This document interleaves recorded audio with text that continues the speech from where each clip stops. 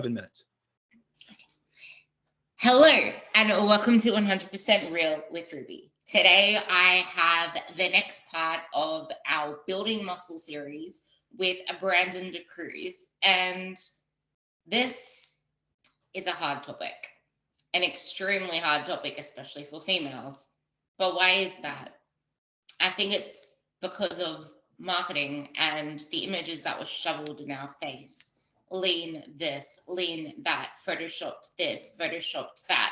Oh, and which females are on illegal substances that make them look lean year round, and all of these other fabricated images that just, well, it's not even that. It's someone, I know I can relate to this. I don't know if any of you listening to this can relate. I would love to know, let us know. Is you see this image of a woman. She looks lean. She looks like she has less body fat, and she's on the, let's just say she looks lean and she has less body fat. We see ourselves. We don't see ourselves as we are. So we think, okay, so she looks lean. I look like the way I am now. I just need to diet. I just need to cut carbs.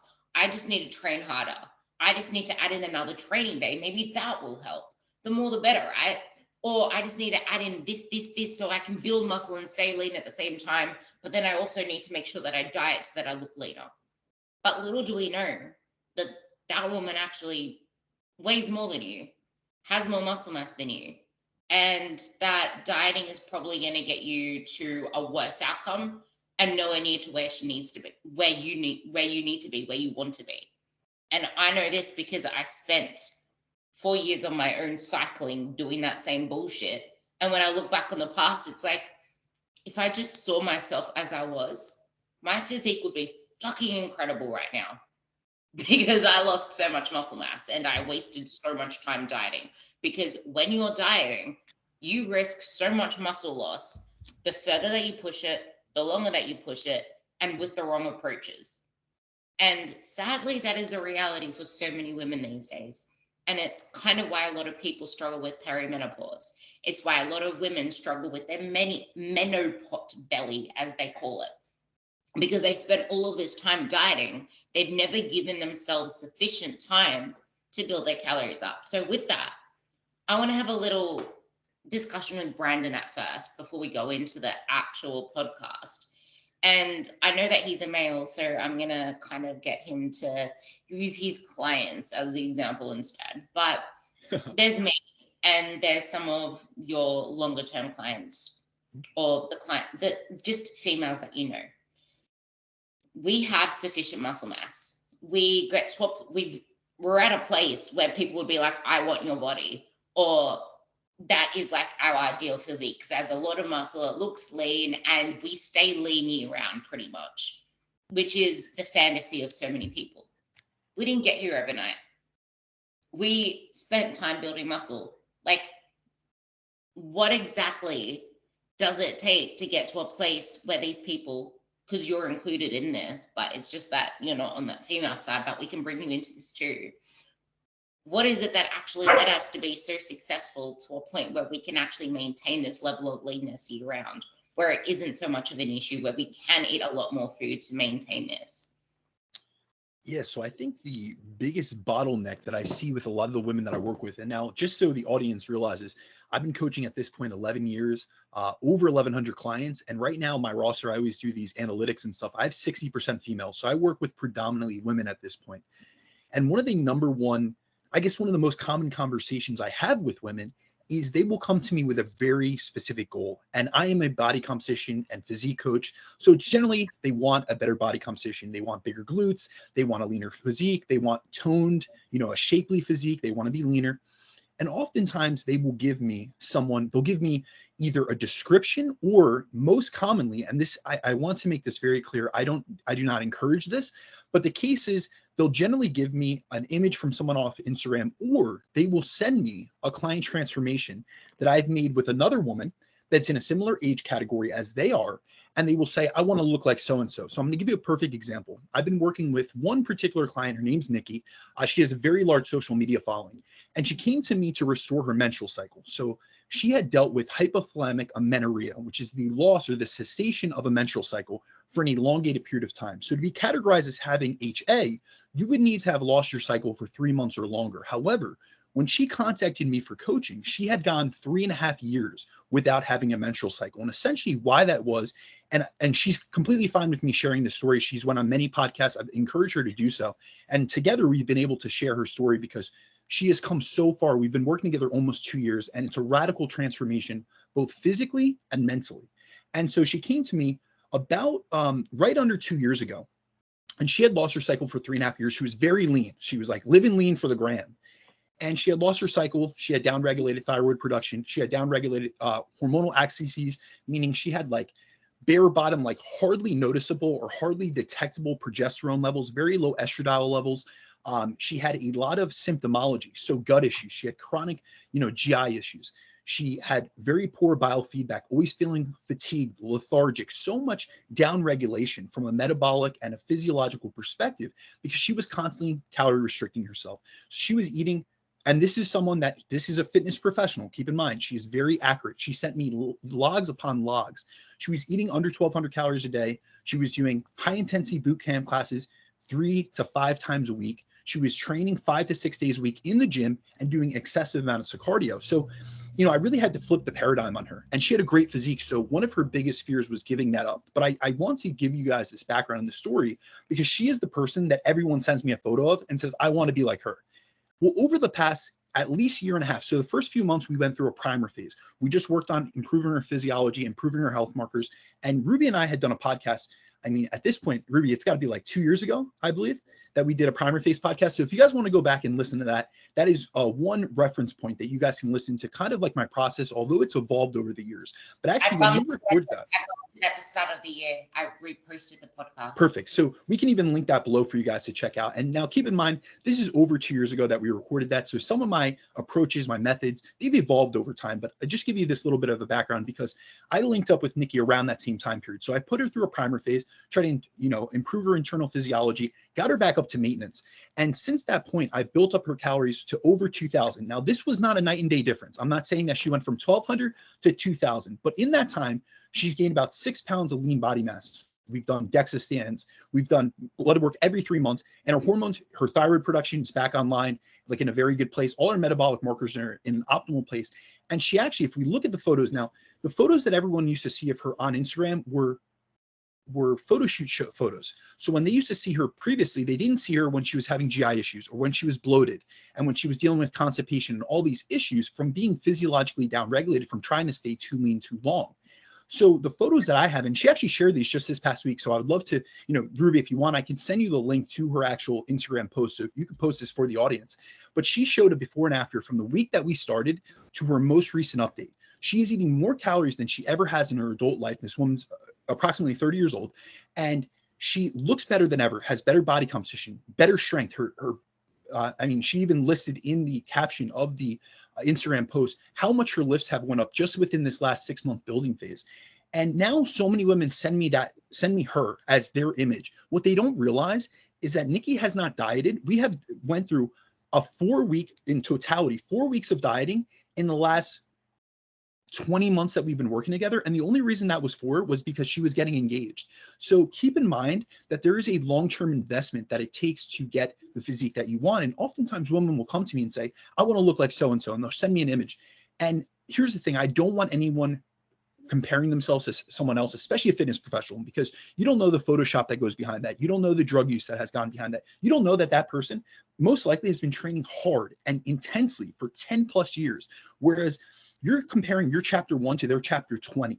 However, you have to keep in mind, and this is a commonality that I find with so many women that come to me for physique coaching, is that most often the physique that you want has more muscle than you have currently, and you're not going to calorie deficit and diet your way to a more muscular, more toned, shapely physique. If you want glutes, don't think that you're going to calorie deficit your way to bigger glutes, because that's not going to happen. If we actually think about it from like an actual anatomical perspective, like glutes are an area, first and foremost, it's a big muscle. So it's energetically demanding to train that muscle group first and foremost. Second of all, it actually is going to take, sufficient calorie intake to fuel that type of hard training for a large muscle group. And also, that is an area that requires fat. So if you actually look at any women that are natural and that don't have breast implants, when they diet, their breasts get smaller, their glutes get smaller. So if you think that you're actually going to increase your glute size and improve your body composition and build this like round, shapely, really nice aesthetic physique by dieting your way there, it's a fallacy that the fitness industry has sold you. And it's an unfortunate thing. And I really try to speak out about this. I really try to empower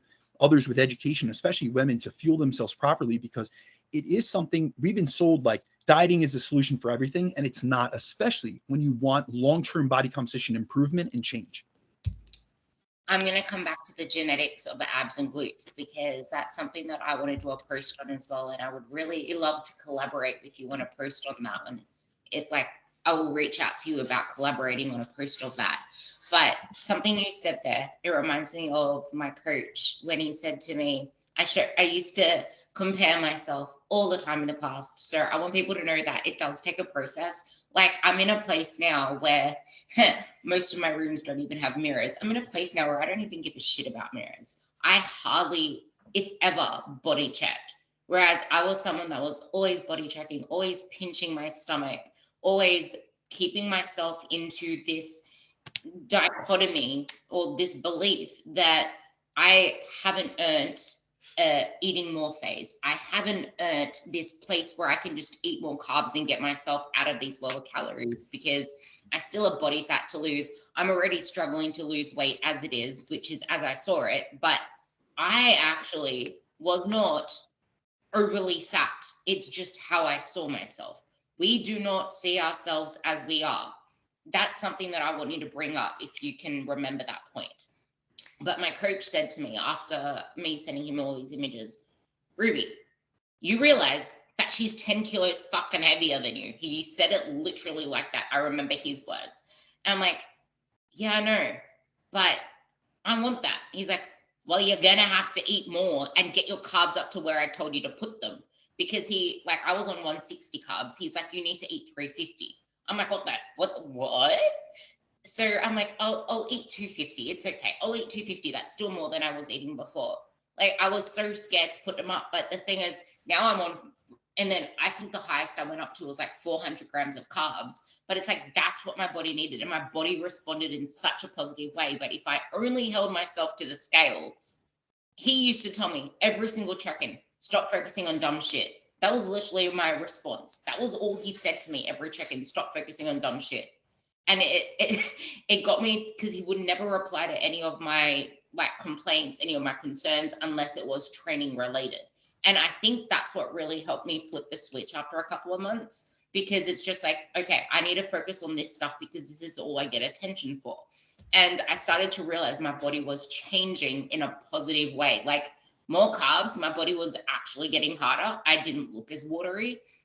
And I think this is kind of where I want to go with this conversation, in that the thing is, clients come to us, like you said, they feel like fat loss and weight loss is the solution to everything because that's what we're sold. So many people can do that on their own, albeit being a lot of the time the wrong way. But how you get from A to B really matters for the rest of your journey. It's the rest of it that I believe a coach is the most beneficial for, outside of the fat loss phase, even though, yeah, a coach is really beneficial for that. But I feel like we are way more beneficial outside of that, because, as I said, we don't see ourselves as we are. And there's like this whole teach them how to lose weight and then let them off. But we're not teaching you how to be a weight loss transformation success. We're teaching you how to live a longer, more fulfilling life, how to build the physique, which is more than a fat loss phase. A fat loss phase is the tiniest part of it if you do it right. But so many people don't, that it becomes their life. And it's why they live in this place where they're fearful of doing anything else. If you listen to the podcast back with Ben Macefield, it's like the proactive health and longevity, teaching a better way of life. It's this stuff that you need to thrive. Sometimes the hard conversations and a coach challenging you on what you think you need to do is the best place to sit yourself and to really think, do you want to be skinny or do you want to be lean? Because you can diet all you want, but that dieting isn't going to give you that hard definition that you want. It's not going to give you the confidence that you want. It's not going to make you feel good in your clothes. Like, yeah, okay, you might quote unquote fit in them, but the thing is, that is also a mental aspect, because you can feel completely different in your clothes the next day simply because of how you feel inside of yourself. So I feel like I want to hand this over to you with the preamble of, you don't see yourselves as you are. In these periods of time, clothes are extremely unreliable, even though we're sold as them being such a reliable metric of progress, and how dieting for every occasion can hold you back, and not staying in a building phase long enough, because I feel like they're all intertwined. Because do you want to be skinny or do you want to be lean? All right. So when it comes to your ability to be objective, now I want to give a little bit of a caveat here. I coach many fitness professionals. That includes coaches, nutritionists, dietitians, gym owners, personal trainers, as well as those lifestyle clients in the general population. And not one single one of them are objective with themselves enough to be able to coach themselves. And that's why they seek out my guidance, because a lot of times, and I'll say this about myself, I'll give you guys a little bit of an insight how I coach myself. Oftentimes I actually will take a check-in on a weekend and I have it automatically sent to myself with my head cut off midweek, so that it comes into my inbox just like I'm any other client of myself. I don't want to get that emotional attachment, and many people are unable. We are our worst critics. If you are a type A individual, if you are a high performer, a high achiever, if you're someone that's been really successful in life, you are overly critical of yourself, and it's a double-edged sword essentially. So it's something that can build you. It can make you extremely successful. It could cause you to push yourself, but it could also break you, especially from a mental perspective, where you're always breaking yourself down and tearing yourself down and being hypercritical of you. And that's where I found it be really beneficial, where I step in as a coach and I say, objectively, this is what we're working towards. This is how you actually look. And you have to stop holding on to this, under muscled small version of yourself because you're attached to the scale weight. Let's divorce ourselves from that attachment to the scale weight and really focus on body composition. Your physique, and this is for all individuals, but especially women, your physique is built in the building phase. Your progress later on will be revealed in a fat loss phase, but without building the foundation to your actual physique, you won't have the shape, the muscle, the definition, or any of those aspects that you see. And what often ends up happening is many people end up dieting in a manner, first of all, they go about diets in a insufficient or suboptimal manner. So they become a smaller, skinnier, scrawnier version of themselves rather than a fitter, leaner, stronger version of themselves. And so a lot of times people are so focused on weight loss rather than on actual fat loss and muscle maintenance. And so when we look at like how people approach different phases within their nutritional periodization and even their training periodization, they focus so heavily on weight loss rather than what's actually going to give the biggest bang and the biggest return on investment, which is investing enough time into your actual building phases. And then when we do get into the fat loss phase, you need to focus on muscle retention rather than on purely losing scale weight.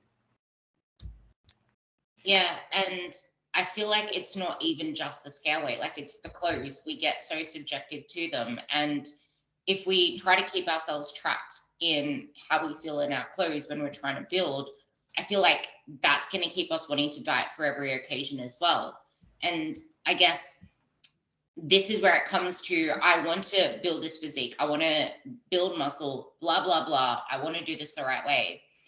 But also, if they come to us on, let's say, 1,600 to 1,800 calories, which might seem a lot to a lot of people, but it's just like, if you're struggling to stick to that calorie allotment, if you're struggling to thrive on that, how do you expect us to do a successful dieting phase if you haven't spent enough time away from thinking about fat loss? And this is a great one, mentally dieting. A lot of people, even though they haven't physically been in a fat loss phase, they've spent that period of time wanting to chase leaner, wanting to get rid of the belly fat. And that tends to lead to people over snacking, sabotaging themselves, and not fully immersing themselves into a building process, which is where the confidence is built. Because you're never going to appreciate the body that you've built if all you've done is mentally diet, mentally hate on your body. I'm going to throw that one over to you before I continue. Yeah, absolutely. So I think that one of the biggest things, one of the biggest issues or bottlenecks that I see is that a lot of individuals, especially women, they have a goal physique in mind, but they have yet to commit themselves to the process that's required to actually achieve that physique. So a lot of times, I'll just tell you from my own personal experience, the vast majority of the women that come to me for coaching, they have the goal of drastically improving their body composition. But often, and this is kind of something that we hit on previously, but oftentimes they think that the way that they're going to get the body of their dreams or the body they desire is just simply to focus on fat loss. And what they really need to do is realize that they need to build a substantial foundation of muscle first to achieve the goal physique that they desire. And this is why, like, I take a much different approach. I'll be completely frank with everyone out there. The first thing I do with a client, even if their goal is fat loss, is not to put them in a fat loss phase. Often we need to build a foundation first and foremost.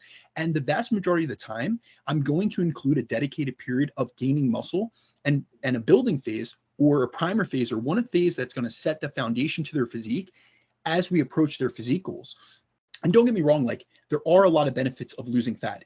Ruby and I would not deny that. However, a lot of women have these specific goals and they also have this terminology. And I hate this term, to be honest with you, but a lot of women come to me and they complain about feeling skinny fat, which is a term I truly don't like, but it's the most commonly one used. But essentially what they mean is they're over fat yet under muscled. However, the biggest issue and the biggest bottleneck in most women's physiques is that they're under muscled. They don't have sufficient muscle mass, yet they just want to diet their way into what they think is going to be a better physique.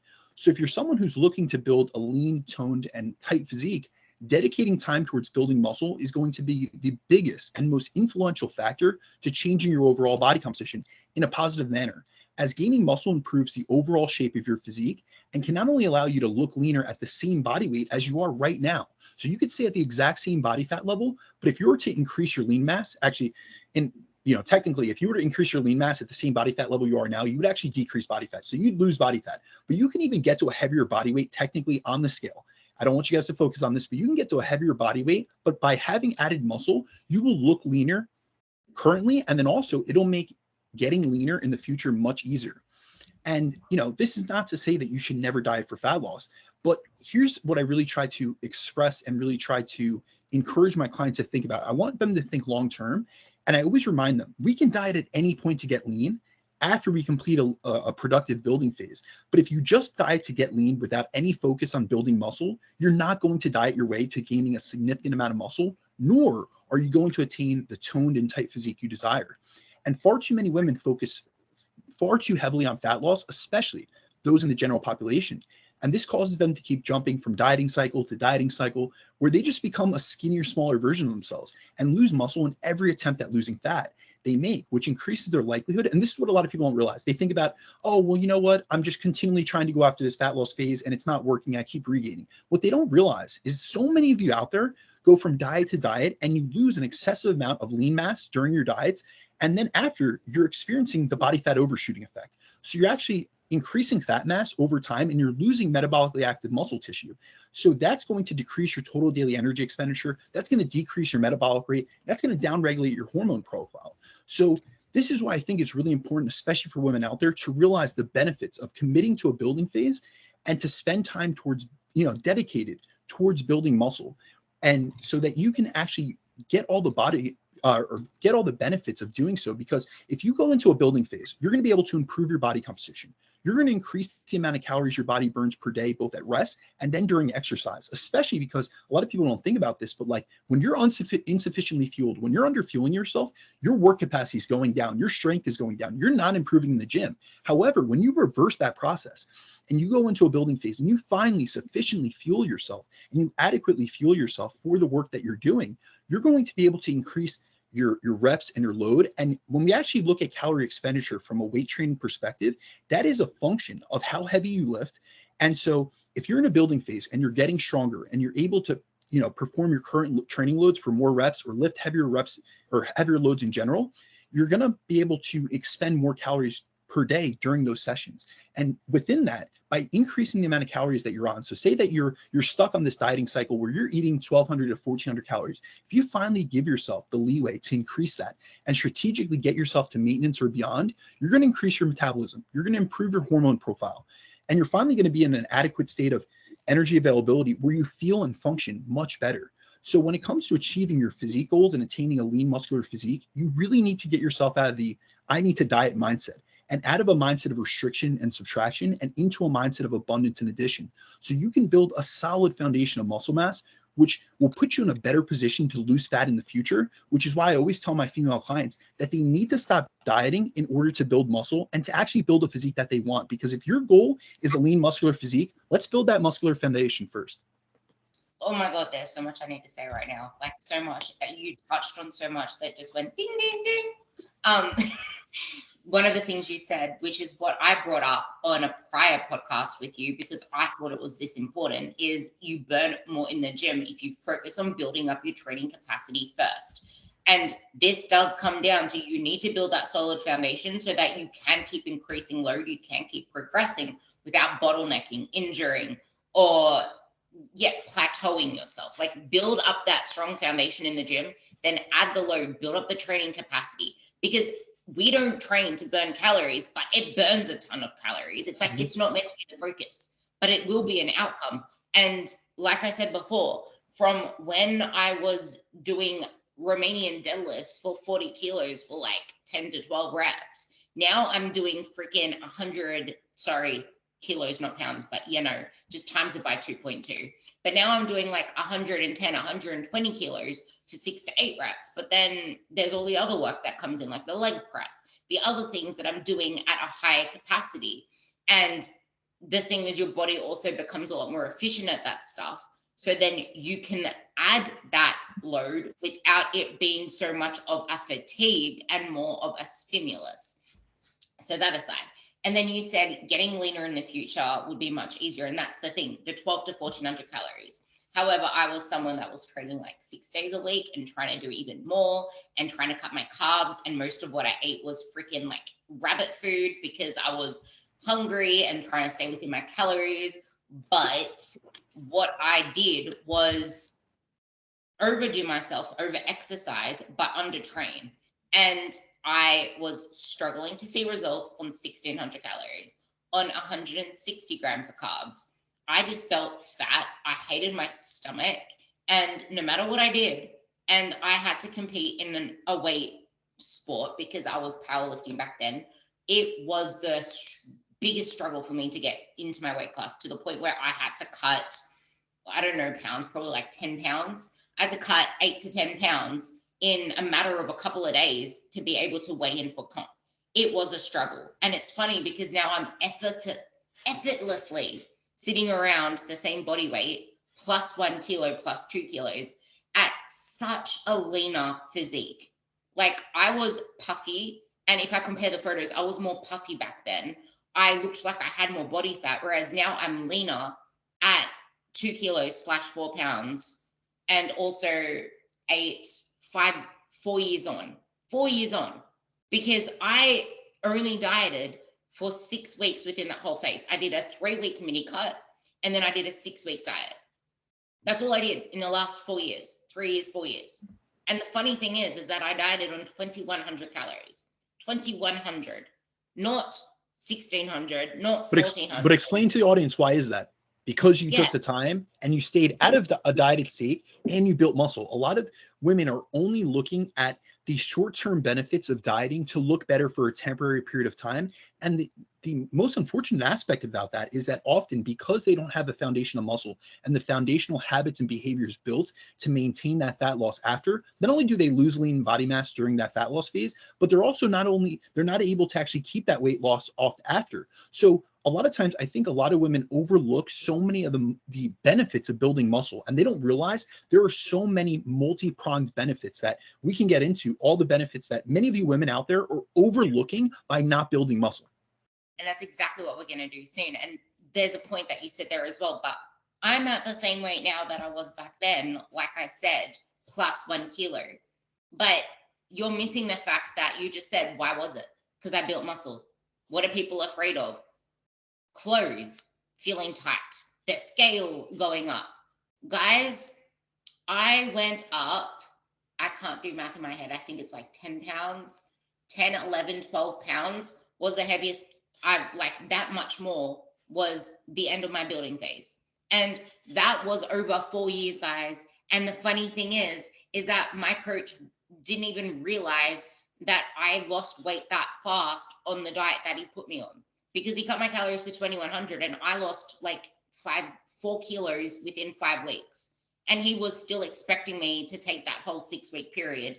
He was even expecting it to take 7-8 weeks. Yet it just came off like that because I didn't diet for ages and I built up the habits and I wasn't sabotaging myself with food. I was able to fuel my performance. My performance was through the roof. Like, I was training like a beast. I had the fuel for it. Most people don't have that because they expect to diet when they come to us on 1700, 1800 calories. And the last thing that you said that I want to bring into this is we can diet at any time to get lean. That kind of touches onto that. I didn't believe that. It's like, no, I need to get it off now.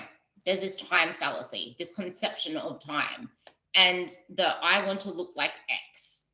Okay, but what's that person doing? How are they training? Because you're not going to look like X without the habits, without the mindset.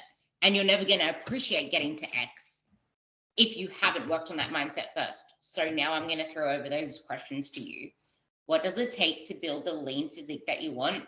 And what are the benefits of this muscle building phase? And why is it so important to focus on it?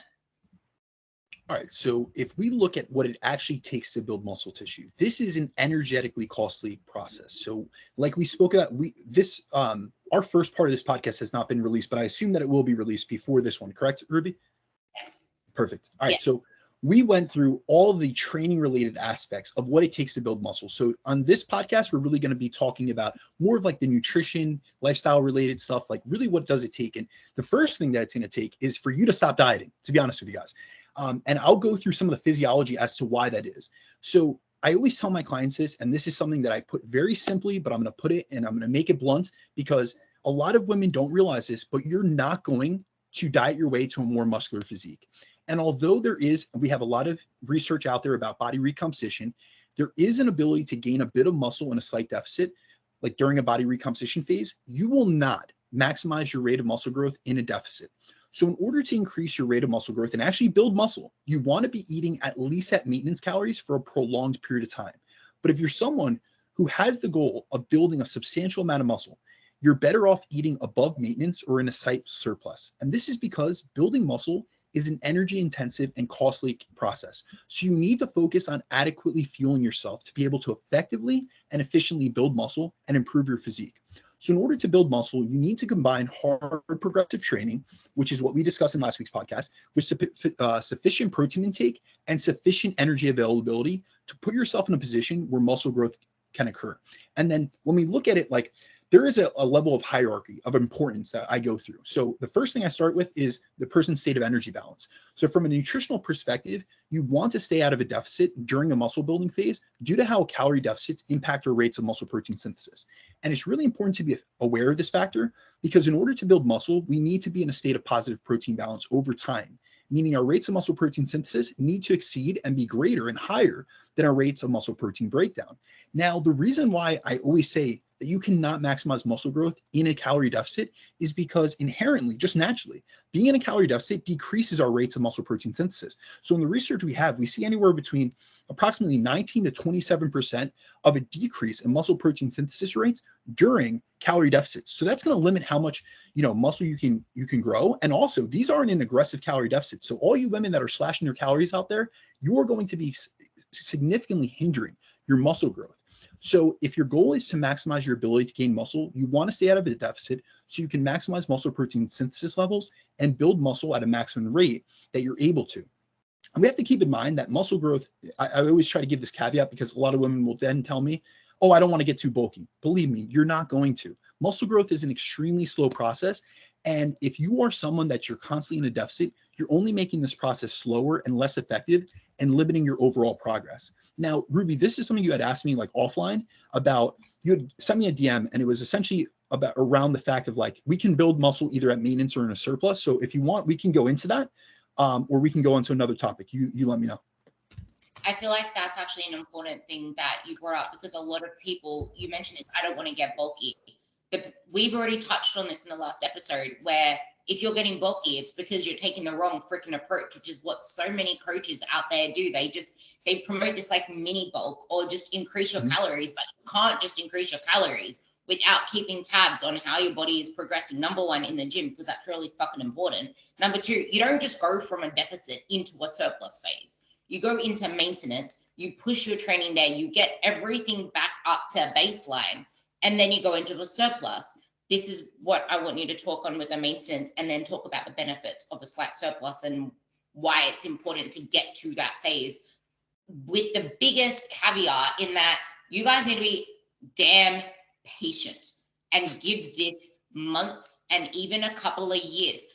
Be damn patient. Like, you need to give the time to a maintenance and then the time into a build to get the result that you want. It is the biggest thing holding you back, and trying to just cut that down, because Brandon, bring this back up again with the whole, you don't see yourself as you are, I feel bulky. No, it's just that you are so used to feeling like a little scrawny kid. Sorry, that's just the best way to describe it. You're so used to feeling like that, which is how I was so used to feeling. Even though I didn't feel scrawny, I still felt very watery and puffy back then. But it's like I was so used to doing those actions that anything other than that was foreign.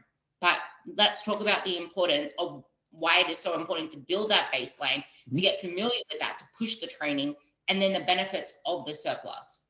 Absolutely. So the first thing that I focus on with clients, especially the women that I work with that want to build muscle, is first I need to get them out of a deficit. So I'm getting them out of that mindset, that restriction mindset. I'm getting them out of that dieting cycle, and I'm getting them back to maintenance. And really the reason I do that is it's going to help with the physiological processes of building muscle.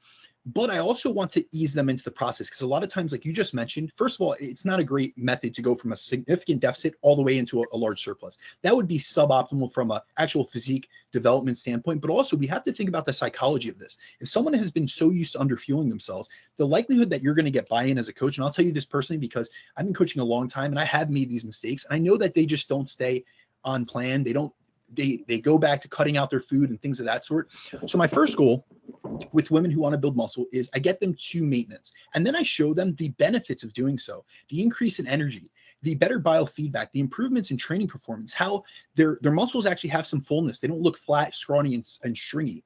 And then I try to transition them into a slight surplus, because I want to put them in the best position to maximize muscle gain, yet to minimize fat gain, because I do know that a lot of people don't want to do that. And sometimes we end up going from two ends of the extreme. So we go from over restricting ourselves to like eating like it's a seafood diet, and then you're overeating. And that's why women say, I got bulky the last, building phase I did. Yeah, because you overate and you didn't go about it in an optimal approach. So for those out there who have yet to go through a building phase, I want to express the fact that the lean building phase approach that I take with my female clients is not a period of force feeding where I'm aiming to see the scale weight go up as quickly as possible, but it's more so a calculated period of increasing energy availability to get the benefits of getting out of a deficit for a prolonged period of time. So, Ruby, you asked me about some of the benefits of doing so. And really when it comes down to it, there's benefits that can be achieved by going back to maintenance, but especially from going into a little bit of a surplus. So we're talking about a slight surplus. And this is multifactorial. So this is going to maximize your muscle gain potential, but it's also going to give you a whole pronged benefit. So I'll tell you some of the things that I've seen, and then also the literature reinforces in terms of the benefits of increasing your calorie intake. So the first benefit, just from a physiological perspective, is increasing your calorie intake and your energy availability is going to help you to properly fuel yourself and provide you with increased energy for training. So by getting out of a deficit, you'll be feeling better due to being better fueled for your session. So you'll be able to push your training harder and put yourself in a better position, in the best position to gain muscle, as gaining muscle is a challenging process and requires you to achieve progressive overload over time. Another benefit of that, of increasing calories, is I have a lot of women, I'll tell you personally, like that come to me and they contact me and they want to bring up very specific muscle groups that they have yet to be able to bring up. And oftentimes it's their glutes. And what you ladies need to realize is that your booty isn't going to build itself, especially in a deficit. So if you want to gain a substantial amount of muscle, you need to fuel for the work required. That's always a statement I give my women that I work with. We want to fuel for the muscle gain that you want. We want to fuel those training sessions. And so one approach that I found to be really effective is to pair a building phase from a nutritional perspective with a specialization cycle approach, which is on the training perspective. So I utilize a periodized approach to both. And so I'll design a block of training to provide a greater stimulus to one or two muscle groups that are lagging in development or that client just really wants to bring up. And for many women, this is their glutes and delts that they want to bring up. So when you're in a building phase and you're fueling yourself properly, you can train more intensely and also recover better from more intense training, which allows me as a coach to program in a manner where I'm able to place a greater emphasis and increase the stimulus on muscle groups you're looking to build. Another benefit is sufficiently fueling yourself will improve your energy for training, your training performance, and how hard you can push yourself in the gym, but it will also enhance your recovery capacity. So a lot of people, they're very driven on the stimulus side. So they're always thinking about what can I do in the gym, but they never think about the recovery side. And that's why a lot of people don't have great physiques. You see them in the gym constantly. They're in there hours a day, but they look the same year in and year out. And that's because they think about the muscle growth process or the physique building process as what they do in the gym 1 to 2 hours a day, and not considering the 22 to 23 other hours of the day. And so we really have to dial in our recovery. There's this stimulus recovery adaptation curve, but also this balance that we need to strike. And so recovery is needed to recuperate from our training so that we can adapt and grow from that training. And so we can also, lower the amount of time that it takes to recover and get back to an enhanced state of performance so that we can continue, pushing our training in a progressive fashion. So what I really want to get across to people is nutrition is one of the most effective, besides sleep, one of the most effective inputs that we can use to maximize our recovery, because if your recovery isn't maximized, it can impair your ability to adapt and respond to your training. It can hinder your physique development and your training performance, and it can cause fatigue to accumulate quicker. So basically, you'll be putting in the same amount of work or even more, but you're not getting the same rewards due to a lack of recovery. And one of the most effective bottlenecks or levers that we can pull to improve our recovery is proper nutrition and sufficient fueling.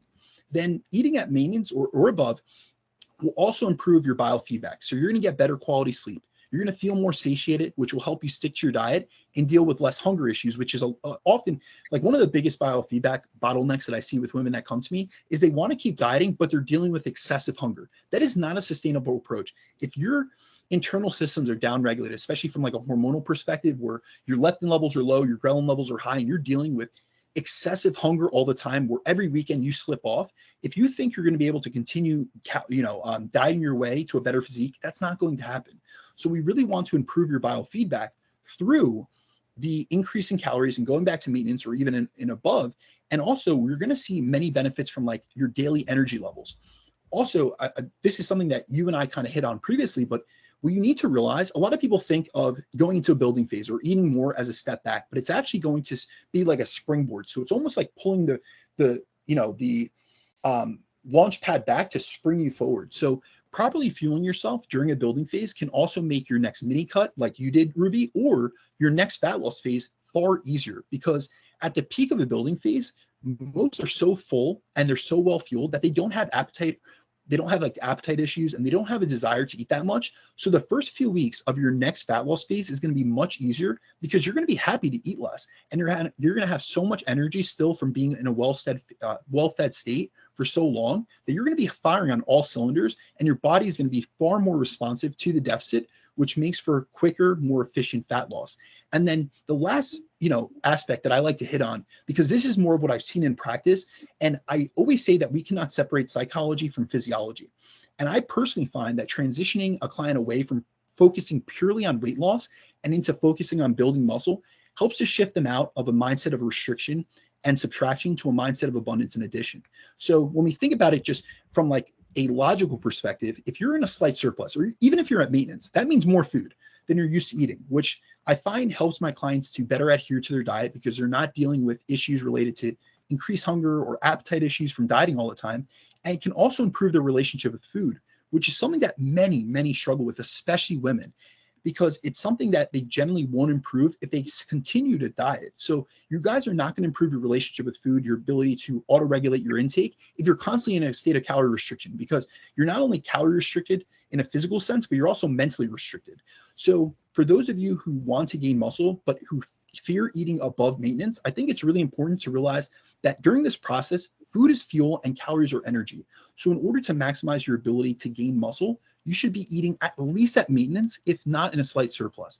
And this is going to help you maximize muscle protein synthesis and minimize protein breakdown. It's going to provide you with enough energy to fuel the hard progressive training that's needed to build the muscle that you're looking to gain.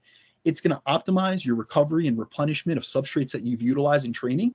And you're going to have enough calories, both from a macro and micronutrient perspective, to perform all the processes our body goes through on a daily basis. And it's going to help maintain adequate hormone levels. So there are so many multifactorial benefits to eating a sufficient amount of calories and truly fueling yourself, both from a body composition perspective, a training performance perspective, but then also from like a psychology and mental perspective, that many of you don't know how good you could feel because you have yet to allow yourself to function on like all cylinders.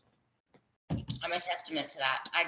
I honestly thought that I felt pretty damn good, but I did not realize just how free I feel. Like, I feel free. But it's funny, maybe it's the ADHD as well, because it's like I still have like rules on certain things with my food, because you can have flexibility, but you need to have restraints around that flexibility. And for me, I know myself, and it's important to know yourself. Like, I know, as an example, the sweetest food that I'll eat is fruit. It's the only quote unquote sweet food that I eat, because otherwise my dopamine signals, I could be extremely stuffed, like I ate a whole buffet, but if I eat anything that's like sweet, of a sweeter texture, it's like I'm just starting the meal over again. So I know myself in that sense. So that's actually a phenomenon that's indicated by palatability, but there's also something called sensory specific satiety, which indicates that we get filled on a certain flavor. So the best, and that's also what happens with the buffet effect, where you have so many different varieties of flavors where you can just continue eating past your normal satiety levels. And what a lot of people don't realize is we always have, like in the States, we always say that we have a second stomach. And what that means is you could have a very savory meal. So say you go out to a restaurant and you have a nice cut of steak and a baked potato. These are savory, salty items. You could be up to your fill with that. And they could tell you, you could be like, I've been there, where you're at a radicchio where they keep bringing out the meats and you could be filled on those items. But as soon as they bring something sweet out, it resets your palate. And really what that ends up doing is it actually causes you to eat past your normal satiety mechanisms. And that's really what a lot of processed foods, a lot of hyperpalatable foods do, because actually in the engineering of those products, they mix a bunch of different flavors, which cause you to eat past your satiety levels. So they've actually seen just the act of increasing food variety or flavor variety within meals increases ad libitum, or, to satiation intake, by about 40 to 50%. So it's a drastic increase. And we see this in buffet studies. We also see this, like there was a study by Barbara Rolls back in the 90s where they did sandwiches, and they let people in the same condition. They went through multiple conditions in different weeks, and it was just a sandwich eating lunch, where they would present them either with the same sandwich or with 4 different types of sandwiches. When they were presented with 4 different types of sandwiches that they could eat to fullness, and they were told, do not eat past fullness, just eat to your normal satiety level. These individuals ate 33% more calories when they were given the option of 4 different sandwiches as compared to just getting one. Although in both conditions, they rated them to be the same in terms of palatability or pleasantness. So it just shows you how you can eat past, like there are little things that you could do to actually decrease appetite by just sticking with more of the same flavor. But also we can literally jack up our satiety and our appetite mechanisms by just including a little bit more variety. And I think that's one mistake that people get with the If It Fits Your Macros, where they start with these macro Tetris stuff. They do this in the off season where they're trying to make all these inventive meals and all these like highly complex recipes, and they end up eating far greater than the surplus that they should be in. So then they're in a really large surplus and they gain fat at an expedited rate.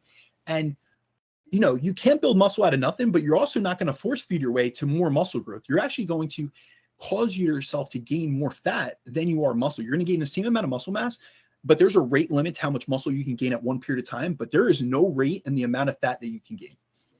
Yeah, I'm going to sound like a broken record because I say that on literally every podcast that talks about you can't force train muscle on, you can't force feed muscle on, but that is actually going to be something I quickly touch on at the end as well. But as soon as we focus on, I want to build muscle, it can feel like we're putting so much time and effort into it because it's in focus. But do your actions align? And this is the part that is most crucial. How is your honest mindset and focus?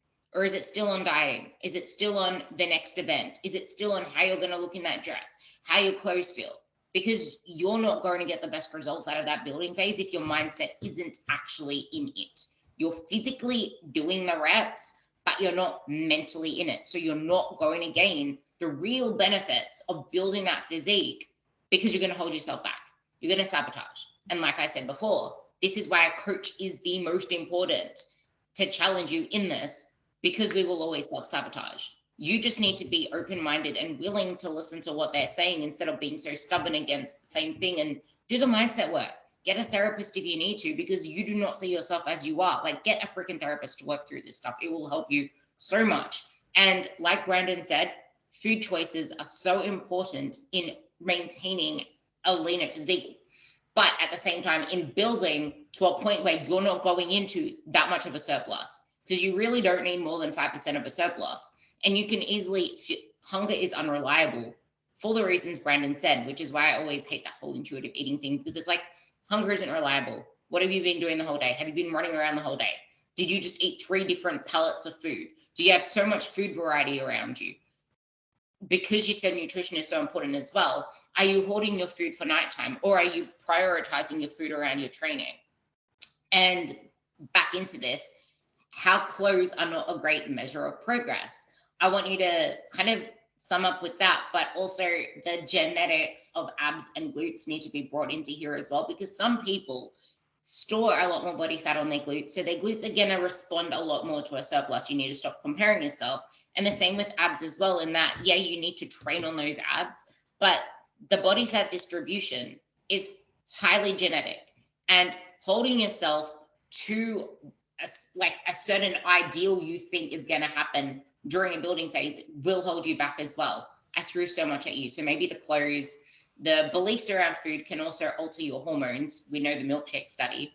And I guess the bow on this will be settle in, because you're not going to see a change after 12 weeks, and you can't say nothing's happening and then go change programs again.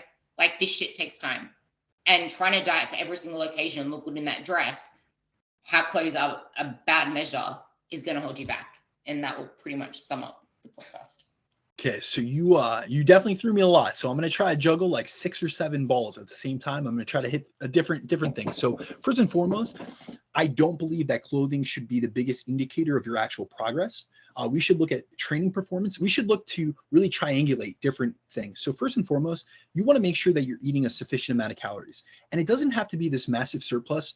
Really, to maximize muscle gain, you can do it in a very slight surplus, because so let me explain this. Yes, muscle is an energetically expensive process, but actually, if you look at the amount of calories that it takes to build a pound of lean mass, it's actually less than most realize. So if you actually look at and I encourage someone to do this, to actually look at the research on this. It's by Slater et al. 2019. He has a breakdown of this, and a pound of lean mass, if I'm not incorrect, I'm almost sure it's the net metabolizable energy content is around 825 calories.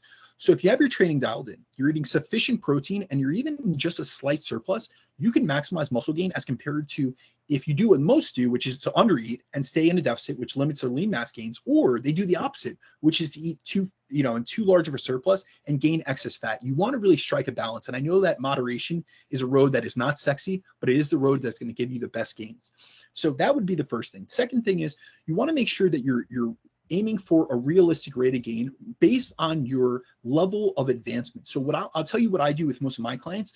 With most of my clients, I'll target a 1% rate of body weight gain per month during a building phase, which is what I found to be really effective for fueling training, improving performance, and building muscle. So I essentially want to design their nutrition training programs in a manner where performance is continually improving through either rep or load progressions. Their biofeedback is in a good place where they're feeling good, they're functioning well, and their body mass is slowly going up over time as they add muscle. So you shouldn't be looking at your clothing, how they fit, as the number one indicator for progress. You should be looking at your training performance, how you feel, your biofeedback, your strength.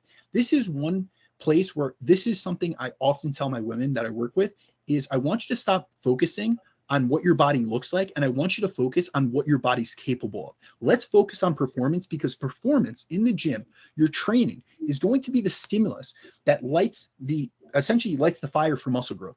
So it is what is going to provide you with the stimulus to actually build the body you want. And if you're so fixated on how your clothes look, it is going to hinder and limit your actual muscle growth progress and potential. And the other thing with clothing is that just so I can explain some of what you may be experiencing or feeling or seeing.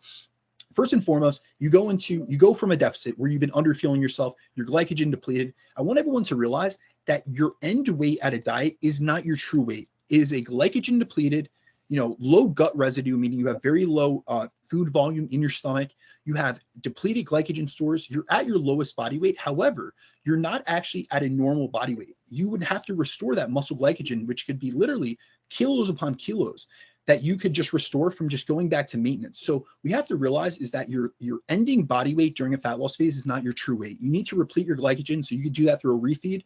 But normally people have between 400 to 500 grams of glycogen that can be stored in muscle and about 80 to 100 grams in their liver. So that is 600 grams, let's just say right there. Now keep in mind that 600 grams of scale weight. That is 1.2 pounds for us Americans. But for every pound, so think about this. If you have 600 grams of glycogen that you've depleted, now we restore that through just going back to maintenance. So we increase carbohydrates, we increase calories, up, and you get back to 600 grams of stored glycogen. But also with that comes 3 to 4 grams of water. So that's another 2,400 grams. Right there is 3 kilograms between the two of them. So you've just gained 6.6 pounds. Just from that, from going back to maintenance and just replenishing your glycogen. So keep in mind that with every gram of carbohydrate that's stored in muscle, it's going to bring 3 to 4 grams of water. So you're going to store that interstitially. So that's going to cause a fuller, rounder muscle. That looks great in the gym. You're getting better pumps. But as soon as your clothes, your blouse fits a little bit more tighter, then you're very hesitant and you want to go right back into a deficit. Don't let that trick you up. A lot of times what you should do is stop relying on your fat loss, apparel or the stuff that you wear in fat loss to dictate the growth that you could have. If you're going to use that as a indicator of progress, you're bottlenecking and you're rate limiting your ability to build your body, because a lot of you don't have enough muscle to begin with. So if you stay in your fat loss, your skinny clothes, you're never going to get that lean, tight, muscular physique you're looking for. So don't use clothing as the indicator. Use your training performance. Look at yourself in the gym. See the pumps and the strength that you can build this physique with. And for any of you out there that want to build glutes, you're not going to diet your way to bigger glutes. So keep that in mind. And so really when it comes down to it, you need to put yourself in the best position to succeed at the goal that you're looking to do. And many of you have the goal of a better body composition. And the number one and most effective way to do so is to resistance train, to build lean body mass, and to really put yourself in a position to succeed and to really be well-fueled and well functioning, so that you're not in this down-regulated state where you always feel like you have to restrict yourself, you have to stay on very low calories, you feel like you can never, eat an off-plan meal, or you can never, increase your calories because you're scared of fat gain, because you've down-regulated all your physiological processes, from your hormones to your metabolism to all other aspects of your biofeedback, where you're living in this restricted state both mentally and physically, and you're not letting yourself prosper physically. If your goal is a lean or toned body, to reduce your body fat and look chiseled, fat loss is only half of the equation. And I would actually say it's only a fifth of the equation. 4/5 of it is building the muscle. You can't sculpt a pebble. Too many women never reach their physique goals because they're only focused on fat loss. And that mindset that you just alluded to there is the very thing bottlenecking you. The fact that you do not see yourself as you are is the very thing bottlenecking you. Is there anything that you want to conclude this podcast with? And maybe if there's anything you want to touch up on later on in the future when we reconvene, because I feel like there's always just so much we can talk about in, like you said, many of our clients want this chiseled, lean, athletic physique at the end, but it's part of maintaining that, fitting that into the food environment that we live in, setting up your physical environment for it, the mindset behind the training, the mindset behind the nutrition, and how you can do the same at any age. The rules are not different for if you're 40 or if you're 50. The recipe of the rules might be, because you're going to need more recovery, but the rules are still the same. You need to focus on building, not cutting down the body that you want, because it's bodybuilding, not body demolishing. Absolutely. So the last thing that I would say is one of the most beneficial things I've seen in practice with hundreds of women that I've worked with is getting out of a mindset of restriction and subtraction and into a mindset of abundance and addition. And that's both physically and nutritionally through eating a sufficient amount of calories, fueling yourself around your workout, and really giving yourself the proper fuel that you need to prosper and to really function, but also to put yourself in a position where you don't feel like you're going through each day and each month and each year just surviving, but you're actually putting yourself in a position to thrive. Another thing, if anyone wants to get like deeper details into this, I've done like physiological breakdowns of this. I've went through the science of what happens with your metabolism when you go into a deficit and how that could hinder your muscle growth. I've done multiple series on the Chasing Clarity podcast, and I've actually done like a 6 or 7 part series just on building phases. So you guys can go there and really see like a comprehensive breakdown. It's both for males and females, but I also, a lot of times, because I do work with such a large proportion of women, I often will do like different topics where I'll cover just, women's physiology, because you women out there, I think one of the biggest disservices we've done as a fitness industry, and this is something I really do try to talk about. Ruby knows this, and we've had discussions off air. Like I've done full women's series, like podcast series just on female physiology. And you and I, the first series we ever did was a 2-part series just on women's physiology, why women are not small men. That was what it was titled. And so I'm a really big advocate, not only because I work with women, but also because I encounter so many females that come to me that they've been misled by a lot of the fitness industry narrative, where you need to always be a smaller, lighter individual. You always need to try to be a smaller, lighter version of yourself. And it's also, it's really hindered not only their physical and physique progression, but also like their mindset and how they approach things. And that is something I think as an industry, we need to move and really push the standard forward. And I think one really big thing we could do is really empowering women to build muscle and become a stronger, fitter, better version of themselves, because there's a large time course. We're going to be on this earth for a long period of time. We didn't get to go into this, but I do want to cover eventually like the multifaceted benefits of building muscle for women especially. But one of the biggest things is all of us out there. So all women out there. So I'm going to exclude myself from this because I'm not a female. So in life, you're going to be born, you're going to pay taxes. And for women, you're going to go through menopause. And so that is a time period in which you need to build your metabolic bank, because muscle is what's going to be one of the number one things to help with decreasing the risk of osteoporosis. It's going to decrease the risk of fracture risk. It's going to help with your metabolic hormones. It's going to help with your body composition in those later years. And if you're able to really bank as much muscle as possible by focusing on building that muscle, especially, in your perimenopausal phase or even earlier, it's going to put you in the best position to succeed. And what's unfortunate is I work with many women. The vast majority of women that I work with is between the ages of 35 and 55, but I work with many women in perimenopause and menopause.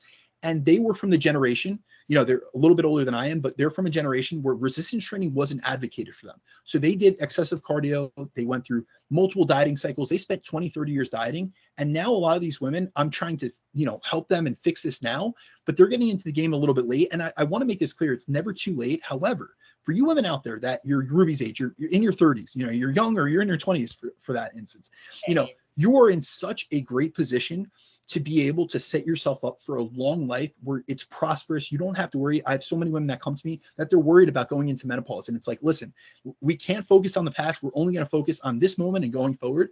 But you have the opportunity to put yourself in such a position to succeed. So for all you women out there, I really encourage you to look into the benefits of building muscle, to really invest some time now, instead of holding it off and saying after my next diet, or I can do this later. No, you could diet later. You can always diet in the future. However, right now is your opportunity to build muscle and also a mindset of abundance. And this is the exact thing, because in my 30s now, they aren't the same like my 20s. I want to use this time to build exactly what I need in the future, because I want to be like I want to be able to do what I'm doing now when I'm 50, when I'm 60. I'm seeing the women come to me, and I don't want that outcome mentally, because most of their flaws, most of their issues aren't even physical. They have the capacity. It's never too late. But they're mentally stopping themselves at every single freaking chance to stop themselves. So we talked about training part 1. We talked about nutrition and mindset, a little bit on benefits in part 2. In part 3, we will be coming back at you with the benefits, but mostly because most of my clients are actually between 45 and 60. I have a lot of older women. We're going to talk about women's physiology over the years, why this is so important, and how the rules for menopause don't change, and why it is essential for you to prioritize getting strong, building muscle, and doing the things you need to do to live a better, higher quality life through those latter years. What do you say? Yes. Sounds good. We'll talk to you guys later. Don't forget to check out the links below, and bye.